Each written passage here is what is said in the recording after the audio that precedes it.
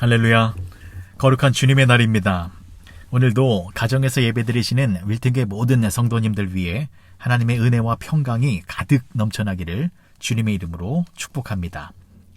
오늘 본문의 말씀은 사무엘상 15장 22절과 23절의 말씀입니다. 제가 봉독해 올리겠습니다. 사무엘이 이르되 여호와께서 번제와 다른 제사를 그의 목소리를 청종하는 것을 좋아하심같이 좋아하시겠나이까. 순종이 제사보다 낫고 듣는 것이 숫 양의 기름보다 나으니 이는 거역하는 것은 점치는 죄와 같고 완고한 것은 사신 우상에게 절하는 죄와 같음이라. 왕이 여호와의 말씀을 버렸으므로 여호와께서도 왕을 버려 왕이 되지 못하게 하셨나이다. 아멘. 오늘은 순종하면 두렵지 않습니다라는 제목으로 하나님의 말씀 나누고자 합니다. 출애굽기 17장을 보시면 애굽에서 탈출한 이스라엘 백성들이 광야에서 처음으로 전쟁을 치르는 장면이 나옵니다. 출애굽기 17장 8절의 말씀입니다. 그때에 아말렉이 와서 이스라엘과 르비딤에서 싸우니라. 이스라엘 백성들이 처음으로 누구와 전쟁을 치루었냐면 아말렉 사람들과 싸웠습니다. 이 전쟁은 모세가 손을 올리면 이겼고 손을 내리면 졌는데 아론과 훌이 모세의 올린 손을 잡아주어서 승리한 사건으로 유명합니다. 그런데 이 아말렉 사람들의 행태를 우리는 주목해 봐야 합니다. 아말렉은 굉장히 야비한 수법으로 이스라엘 백성들을 공격했습니다. 이스라엘 백성들은 출애굽을 하고 홍해를 건너서 큰 행렬을 지어서 광야를 지나가고 있었습니다. 그런데 광야의 그 뜨거운 태양과 목마름 속에서 이스라엘 사람들은 많이 힘들고 지쳐 있었습니다. 그래서 노인들, 여성들, 아이들, 몸이 불편한 사람들은 당연히 뒤로 처질 수밖에 없었습니다. 이 사람들은 겨우겨우 뒤에서 쫓아가고 있는 사람들이었습니다. 그러니까 행렬의 후미에 있었던 사람들은 연약한 사람들이었습니다. 그런데 이 아말렉 사람들이 어떤 사람들을 공격했는지 보십시오. 신명기 25장 17절과 18절 말씀입니다. 너희는 애굽에서 나오는 길에 아말렉이 내게 행한 일을 기억하라. 곧 그들이 너를 길에서 만나 내가 피곤할 때에 내 뒤에 떨어진 약한 자들을 쳤고 하나님을 두려워하지 아니하였느니라. 아말렉은 뒤에 처져 있는 약하고 피곤한 이스라엘 백성들을 공격한 것입니다. 굉장히 야비한 수법이지요. 어떻게 뒤에서 공격을 합니까? 그래서 하나님께서는 단단히 화가 나셨습니다. 아말렉을 진멸하시겠다 이 말씀을 하셨습니다.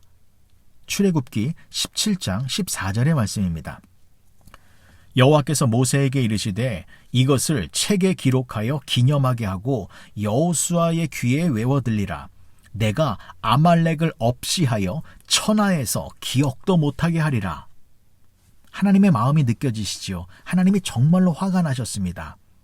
하나님은 하나님의 사람들을 괴롭히는 것, 하나님의 자녀들을 괴롭히는 것, 하나님의 백성들을 괴롭히는 것 결코 용서하지 않으십니다. 그것도 힘이 없어서 연약해져 있는 하나님의 자녀들을 괴롭히는 것. 하나님은 우리 아버지이시기 때문에 이것은 절대로 그냥 두지 않으시는 것입니다. 하나님께서 말씀하셨습니다. 내가 아말렉을 없이하여 천하에서 기억도 못하게 하리라. 자, 보십시오. 아말렉을 진멸하는 것, 하나님의 뜻입니다. 그렇다면 하나님께서 세우신 뜻과 계획, 이것은 무엇입니까? 반드시 이루어지는 것입니다.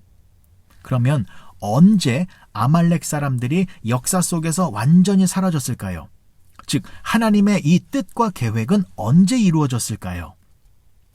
우리가 잘 알고 있는 에스더를 통하여 하나님의 뜻이 성취가 되어졌습니다. 죽으면 죽으리라 에스더의 활약을 통하여 아말렉이 진멸된 것입니다. 간단히 설명을 드리겠습니다. 에스더가 사촌 오라버니 모르드게를 통하여서 페르시아의 왕비가 됩니다. 페르시아 아하수에로 왕의 두 번째 왕후가 된 것이지요. 그런데 아각 사람 하만이라는 사람이 이 모르드게가 자신에게 고개를 숙이지 않았다는 이유로 괘씸해서 모르드게를 죽이려고 하는 계획을 세웁니다. 뿐만 아니라 모르드게뿐만이 아니라 모르드게의 인종, 즉 유다 사람, 이스라엘 민족 전체를 진멸하려는 계획을 세웠습니다. 그리고 가문 이설로 아하수에로 왕을 설득하여서 왕의 조서를 얻어냈습니다. 유다 사람을 다 진멸해도 좋다라는 승인을 받아낸 것입니다. 이것은 아주 큰 일이 벌어진 것이지요. 페르시아 군대가 유다 민족을 몰살시킬 수 있는 그야말로 민족 최대의 위기 상황이 발생된 것입니다. 그런데 그때에 에스더가 어떠한 모습을 보였습니까? 내가 왕비가 된 것이 이때를 위함이 아닌가. 내가 죽으면 죽으리라. 이 심정으로 아하수에로 왕에게 찾아가서 이 사건의 내막을 알려줍니다. 왕이시여, 나는 사실 유다 사람인데 저 아각 사람 하만이라는 자가 내 사촌 오라버니 모르드게를 증오해서 극히 사적인 감정으로 나의 민족을 다 멸절시키려고 하고 있습니다. 그런데 사실 모르드게는 역적이 아니라 오히려 왕을 죽이려는 음모가 있었었는데 그것을 미리 알아내서 왕을 살려낸 사람입니다. 그런데 그렇게 충신인 사람을 자신에게 머리를 숙이지 않았다라는 이유로 모르드게뿐만이 아니라 민족 전체를 말살시키려고 한 것은 있을 수 없는 일이지 않습니까? 왕이시여, 왕께서 지혜롭게 이 상황을 다시 판단하여 주시옵소서. 이 이야기를 듣고 아하수에로 왕이 화가 났습니다. 그리고 모르드게가 아니라 오히려 아각 사람 하만을 장대에 매달아서 죽였습니다. 보십시오. 하만이 죽었습니다. 그런데요, 이 하만이라는 사람이 바로 아말렉의 후손입니다. 하만을 말할 때에 성경에서는 꼭 아각 사람 하만이라고 나옵니다. 이 아각이 누구냐면 아말렉의 왕이었습니다. 사무엘상 15장 8절을 보시면 아말렉 사람의 왕 아각을 사로잡고, 그러니까 이 아각의 후손들이 다 아말렉 사람들입니다. 그래서 아각 사람 하만은 아말렉 사람 하만을 말하는 것인데 이 하만, 아말렉 사람이 에스더를 통하여 죽임을 당한 것입니다. 그리고 이 사건 이후에 더 이상 성경에서는 아말렉에 대한 기록이 없습니다. 진멸된 것입니다. 이것은 하나님께서 세우신 뜻과 계획이 완벽하게 이루어졌다라는 것입니다. 아말렉이 진멸되었습니다. 그렇다면 다시 처음으로 돌아와 보겠습니다. 아말렉 사람들이 처음 등장한 것이 광야를 걷고 있었던 이스라엘 백성들의 후미를 공격해서 하나님께서 그 야비한 아말렉 민족을 없애시겠다라고 하셨습니다. 그리고 그 계획과 뜻은 에스더를 통하여 이루어졌습니다. 이것이 중요합니다. 하나님의 뜻이 정확하게 이루어졌습니다. 하나님의 말씀과 계획은 반드시 성취되는 것입니다. 그러면 이번에는 중간 지점으로 가보겠습니다.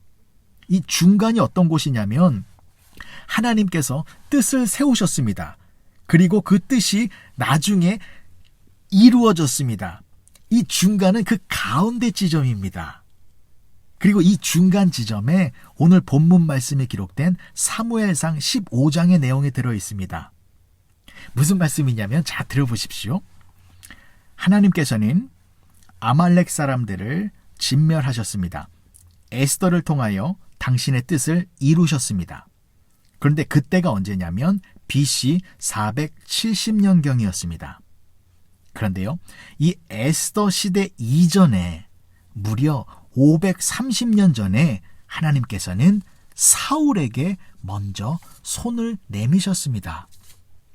그러니까 하나님께서는 아말렉을 진멸하시려는 그 뜻을 이루기 위하여 에스더 이전에 사울 왕에게 먼저 기회를 주셨던 것입니다. 중간에 먼저 사울 왕에게 축복의 기회를 주신 것입니다. 사무엘상 15장 2절과 3절 말씀입니다.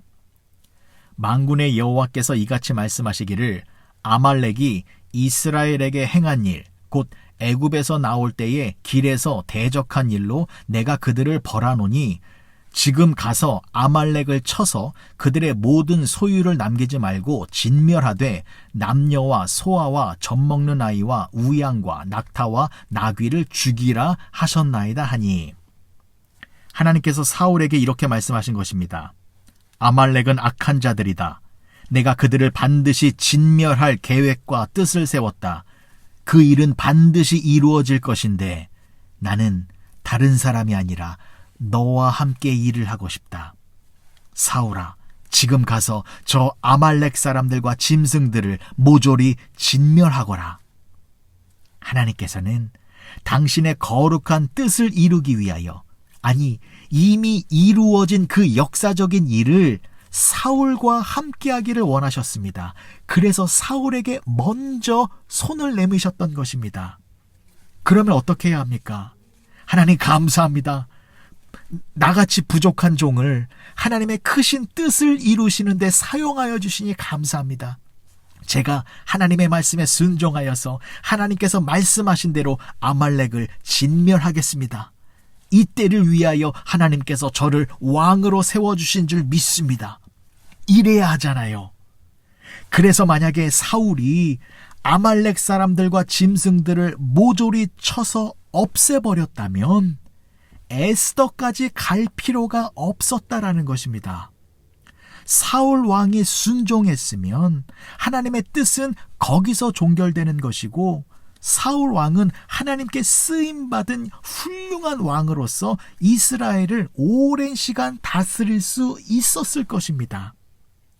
에스더의 축복이 사울의 축복이 될 수 있었습니다. 에스더의 영광이 사울의 영광이 될 수 있었습니다. 그런데 사울은 실패했습니다. 하나님의 말씀에 불순종했습니다. 그래서 그 축복의 기회가 에스더에게로 넘어가게 된 것입니다. 사무엘상 15장 9절의 말씀입니다.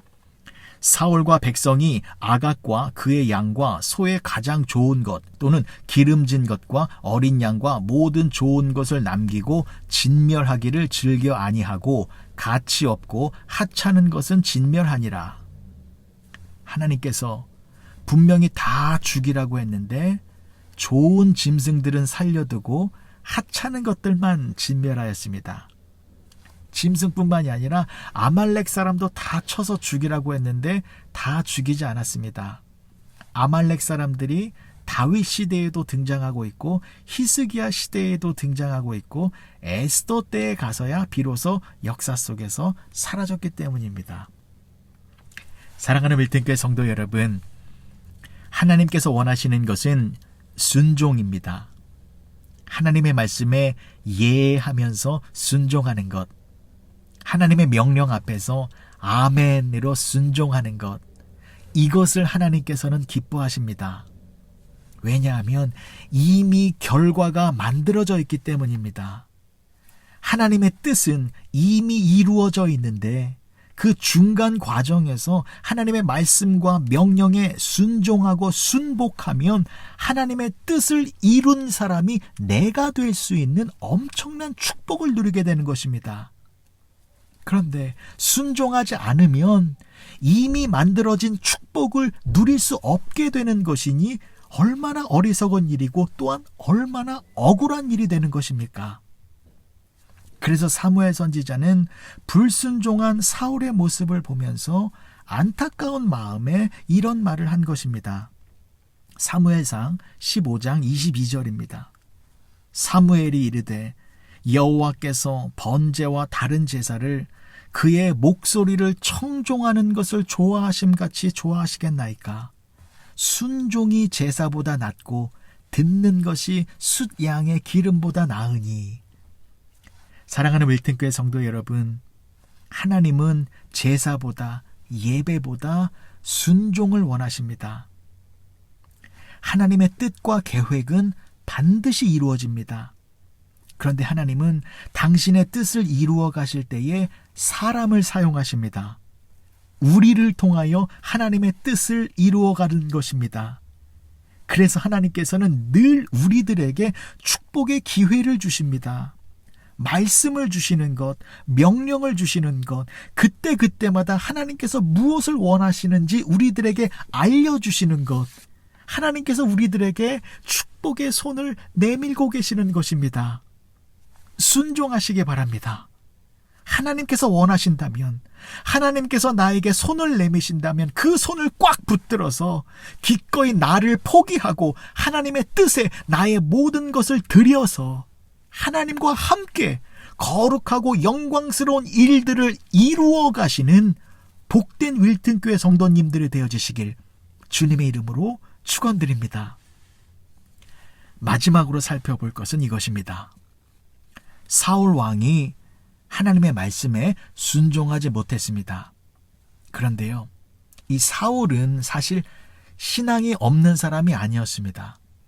하나님 앞에서 겸손한 사람이었고 하나님과 이스라엘 백성들을 진심으로 사랑한 사람이었습니다.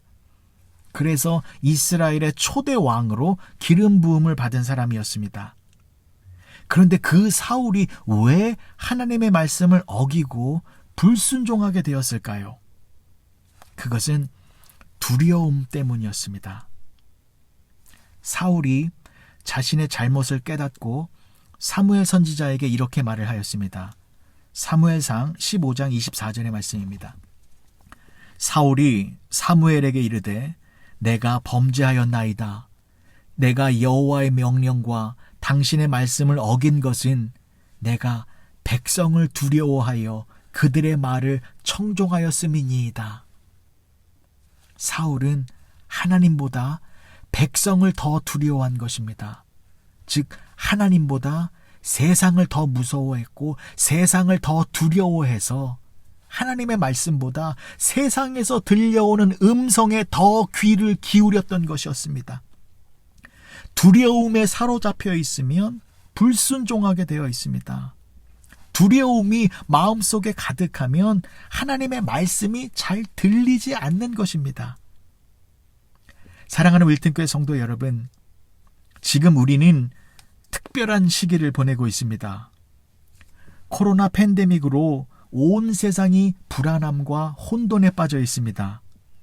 그래서 이 시대에 전 인류의 사람들을 강력하게 사로잡고 있는 것은 두려움입니다. 코로나 바이러스보다 오히려 두려움의 바이러스가 더 무섭게 사람들을 장악하고 있습니다. 보이지 않는 바이러스가 어떠한 경로로 퍼져나가고 있는지 알 수가 없으니 두려움이 가득해지는 것입니다. 사람은 두려움이 있게 되면 사람은 사람을 만나서 대화를 나누고 교제를 하고 그렇게 친교를 나누어야 두려움이 사라지는데 오히려 사람을 멀리해야 한다는 것에 더 큰 두려움이 생기고 있습니다. 경제가 곤두박질 치고 있습니다. 사회가 정의를 외치고 있지만 평화적이지도 않습니다. 더욱이 교회에서 예배를 드리고 싶은데 이제는 어쩐지 교회에 나오는 것도 두려워진 상황이 되어졌습니다. 2020년 우리는 두려움이라고 하는 미로 속에 꼼짝없이 갇혀버렸습니다. 탈출구가 보이지 않습니다. 그래서 더 초조하고 불안하고 답답한 것입니다. 그렇다면 이 상황 속에서 우리는 무엇을 해야 합니까? 두려움을 이겨낼 수 있는 방법 한 가지입니다. 하나님의 말씀에 순종하는 것입니다. 하나님의 말씀에 순종하는 것이 두려움을 벗어날 수 있는 유일한 탈출구인 것입니다. 왜냐하면 하나님의 말씀만이 축복의 결과이기 때문입니다. 하나님의 말씀만이 완성된 구원의 상태, 이미 성취된 은혜의 결과이기 때문입니다. 그래서 우리는 하나님의 말씀에 순종하며 나아갈 때에 이미 완성된 축복의 자리로 인도되어지는 것입니다. 예수님께서 십자가에서 말씀하셨습니다. 다 이루었다. 우리를 향한 구원과 영생과 승리와 영광의 계획을 예수님께서는 십자가에서 이미 다 이루어 놓으셨습니다. 그래서 그 예수님을 믿음으로 바라보며 그분의 말씀에 순종하며 나아갈 때에 십자가에서 완성된 은혜와 축복을 지금 이 현재의 시간 속에서 우리는 풍성하게 누릴 수 있게 된다는 것입니다. 중국 선교의 아버지인 허드슨 테일러 선교사님께서 두려움에 사로잡혀 있을 때가 있었습니다. 그 어려운 시기에 허드슨 테일러 선교사님께서는 어떻게 이겨낼 수 있었는지를 이렇게 글로 고백한 적이 있었습니다. 그 글을 제가 읽어드리겠습니다. 나는 하나님과 살지 않는 죄와 그 위험성과 감사치 못하는 마음을 느꼈습니다. 나는 기도도 했고 고민도 하고 금식도 하고 각오도 해보았고 성경도 열심히 읽고 오랫동안 묵상도 해보았고 열심히 봉사도 해보았으나 소용이 없었습니다. 나는 매일 거듭거듭 실패하였고 능력 없는 삶을 살아가고 있었습니다. 그래서 내게는 다음과 같은 의문이 생겼습니다. 다른 해결 방법은 없는 것일까? 이렇게 계속 실패하는 삶을 끝까지 살아야만 하는 것일까? 나는 예수님 안에 내가 필요로 하는 모든 것이 있음을 확신하고 있었지만, 그래서 굳건한 믿음을 가지려고 노력했었지만 그것은 생겨나지 않았습니다. 하나님의 자녀로서 갖는 특권을 내세울 수 있을 만큼 내게는 능력이 없었습니다.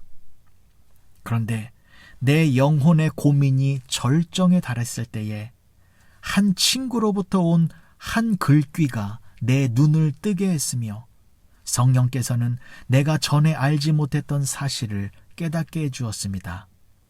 그 친구의 글은 다음과 같았습니다. 사랑하는 친구여, 하나님의 도움을 어떻게 하면 얻을 수 있는가를 알고 싶은가? 그것은 얻으려고 노력을 해서 얻어지는 것이 아니고 하나님의 말씀에 순종하여 신실하신 그분에게 모든 것을 맡기고 그분 안에서 쉼을 누릴 때에만 얻을 수 있는 것이라네. 이 편지를 읽고 나는 비로소 깨닫게 되었습니다. 내가 주님을 의지하고 순종할 때 나는 그의 몸의 한 부분이며 그의 육신과 뼈의 한 부분임을 알게 되었습니다. 그리고 가장 기쁘고 행복한 사실은 그리스도와 내가 한 몸을 이루었다는 사실입니다. 나는 이제 더 이상 어떤 것도 염려하지 않습니다. 왜냐하면 주님께서 그의 뜻을 이루실 것이며 그의 뜻은 영원히 변치 않는다는 사실을 알았기 때문입니다. 사랑하는 밀등교회 성도 여러분, 하나님의 말씀에 순종하면 내가 하나님의 몸의 일부분이 된다라는 것입니다. 하나님의 말씀에 순종하면 내가 주님의 육신과 뼈의 한 부분이 된다라는 것입니다. 그리고 기쁘고 행복한 사실은 하나님의 말씀에 순종하면 예수님과 내가 한 몸을 이룬다는 것입니다. 예수님께서 말씀하셨습니다. 요한복음 14장 27절을 보시면 평안을 너희에게 끼치노니 곧 나의 평안을 너희에게 주노라. 내가 너희에게 주는 것은 세상이 주는 것과 같지 아니하리라. 너희는 마음에 근심하지도 말고 두려워하지도 말라. 하나님의 말씀이 우리 앞에 있습니다. 하나님의 명령이 우리 앞에 있습니다. 이것은 우리들에게 엄청난 은혜와 축복인 것입니다. 하나님의 말씀, 하나님의 명령에 어린아이처럼 순종하며 나아갈 때에 하나님의 뜻과 계획을 함께 성취해 나가는 복된 인생을 살게 되는 것이며, 또한 이미 이루어진 하나님의 은혜와 축복을 삶의 현장에서 끊임없이 누릴 수 있게 되는 것입니다. 하나님의 말씀에 순종함으로 하나님께 여러분들의 모든 두려움을 맡겨버리고 하나님의 품 안에서 평안함의 쉼을 누리는 복된 윌튼교회 성도님들이 되어지시길 주님의 이름으로 축복합니다. 기도하시겠습니다. 좋으신 아버지 하나님, 은혜를 감사합니다. 우리들에게 부탁이 아니라 명령의 말씀을 주시니 감사를 드립니다. 반드시 순종해서 이미 준비된 축복을 누리라고 명령으로 우리를 재촉하시는 하나님, 그 말씀을 외면하지 않게 하여 주시옵소서. 귀를 닫고 하나님의 말씀을 멀리하지 않는 우리들이 되게 하여 주시옵소서. 두려움이 가득한 지금 이 시대에 하나님의 말씀에 기쁨으로 순종함으로 하늘의 평강과 은혜를 누리게 하여 주시고, 또한 어려움을 당하고 있는 이웃들에게도 하나님의 사랑을 전해주는 빛나고 영광스러운 복된 삶을 살아가는 우리 모두가 되게 하여 주시옵소서. 예수님의 이름으로 기도합니다.